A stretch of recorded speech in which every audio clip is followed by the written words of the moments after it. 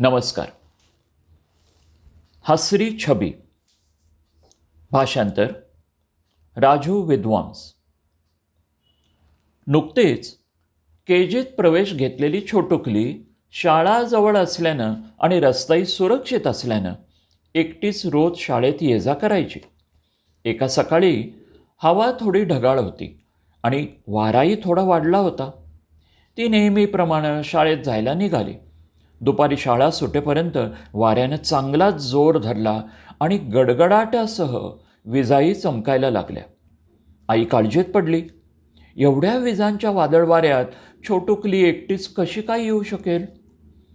गडगडाट आणि विजांचा चमचमाट, कडकडाट वाढला.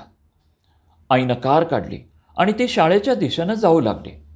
तिनं पाहिलं, छोटुकली एकटीच परत येत होती. गंमत अशी की वीज चमकल्याबरोबर छोटुकली स्तब्ध व्हायची आणि छानसं हसत आकाशाकडे बघायची. विजा सतत चमकत असल्यानं छोटुकली ही कृतीही सतत करत होती. आईनं तिच्याजवळ जात खिडकीची काच खाली करत विचारलं, छोटुकली, काय चाललंय ग? आणि तू प्रत्येक वेळी का थांबतेस? छोटुकली म्हणाली, अगं आई, मी गोड नको का दिसायला?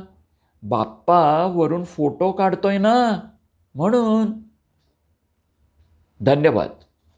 वाचन संजय इनामदार.